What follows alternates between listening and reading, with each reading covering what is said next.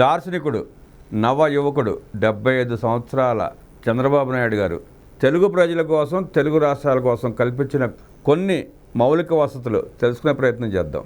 తెలుగు ప్రజల భవిష్యత్తు కోసం చంద్రబాబు గారు ఎలా తప్పించారో, ఎన్ని వసతులు కల్పించారో పరిశీలిస్తే సైబరాబాద్ నగర నిర్మాణం అందరూ చూసే ఉంటారు. చూడని వాళ్ళు చూసే ప్రయత్నం చేయండి. అద్భుతమైన నగరాన్ని నిర్మించారు ఆయన.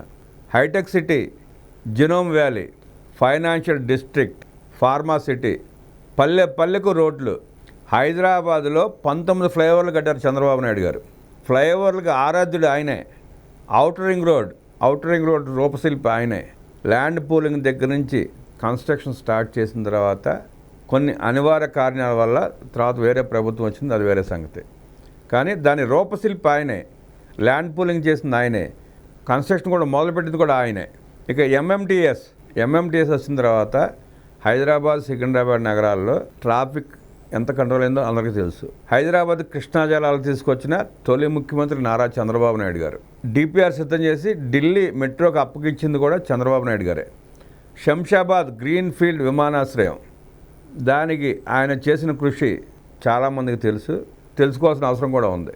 ఇన్సూరెన్స్ రెగ్యులేటరీ అథారిటీ IRDA, ప్రజా రాజధాని అమరావతి నిర్మాణం, Sri Venkateswara mobile and electronic manufacturing cluster, Visakha millennium tower, రిషికొండలో fintech tower, medtech zone, Orvakal విమానాశ్రయం, హాజ్ హౌస్, జక్కంపూడి ఆర్థిక నగరం, Mallavalli model industrial park, Bhogapuram విమానాశ్రయం, Gachibowli sports complex, Kotla Vijayabhaskar Reddy stadium, Saroor Nagar stadium, Pullela Gopichand badminton academy, necklace road, NTR gardens, Jalagam Vengalarao park, KBR park, Krishnakanth park, Sanjeevaiah park, Jalavihar, ICICI knowledge park, Raheja mind space, Gandhi hospital ఆధునీకరణ, Cherlapalli jail, Malaysian township, Singapore township, Pocharam IT zone, Krishna మంచినీటి పథకం, అనేక ఎత్తిపోతల పథకాలు, check డ్యాముల నిర్మాణాలు, పంట కుంటల నిర్మాణాలు, నిమ్స్, నీలోఫర్, శిల్ప కళావేదిక,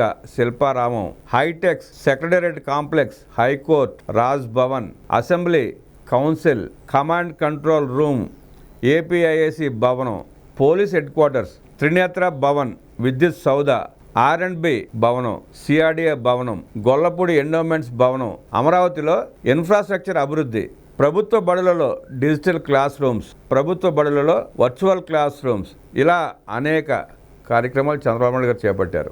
ఆయన మాటల మనిషి కాదు, చేతల మనిషి.